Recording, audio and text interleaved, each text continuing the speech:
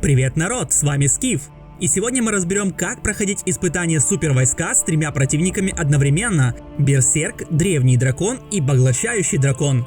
Это будет необычный опыт, так как успех всего прохождения будет зависеть от того, выживет ли герой-целитель.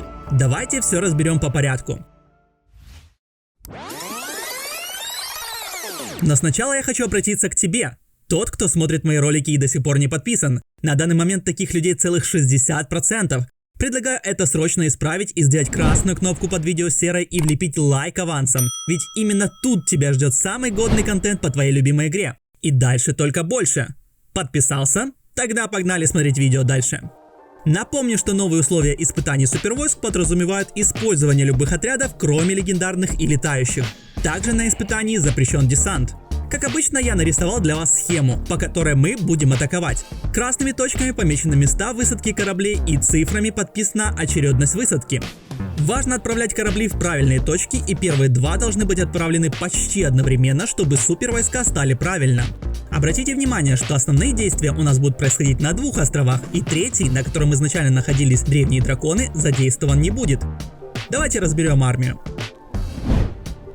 На первый плот располагаем отряды дальнего боя, которые лучше всего выживают.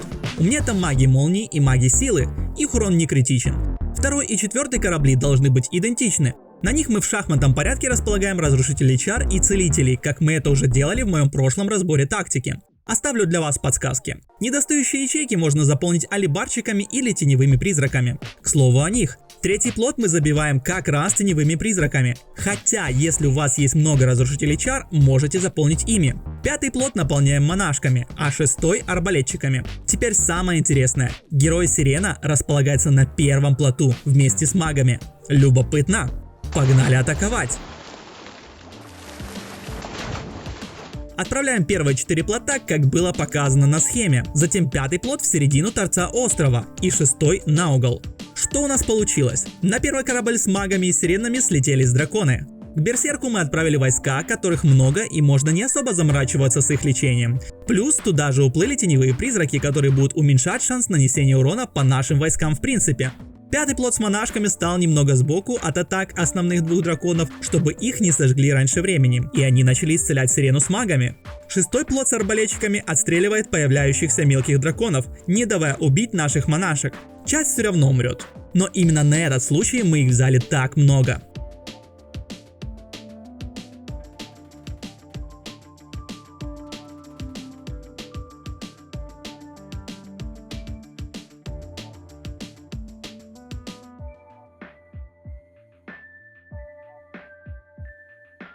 Спустя какое-то время маги умрут, и монашки сосредоточат свое лечение чисто на сирене. Почему именно сирена? Она обладает рядом уникальных свойств для этого испытания. Во-первых, она является магом и может наносить урон драконам. Также она может исцелять себя и группу. И, конечно же, она повышает входящий в одну цель урон. Если вы все сделали правильно, то Берсерку хватит войск, чтобы перемалывать их, пока не кончится время. А монашек должно выжить ровно столько, чтобы держать сирену и исцелять самих себя.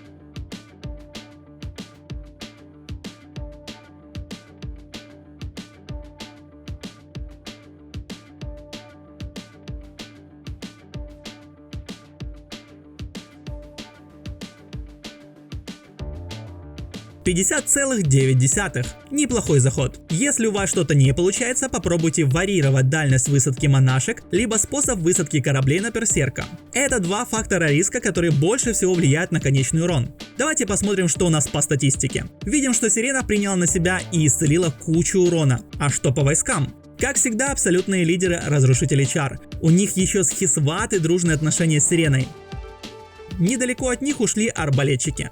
И на третьем месте теневые призраки. Все остальное просто массовка, которая оказывает функцию поддержки. Такая необычная атака у нас сегодня получилась. Пишите в комментариях, что вы думаете о Сирене танке и как вы проходили это испытание. Заходите почаще на канал, тут всегда много нового и интересного. А с вами был Скиф, всем пока!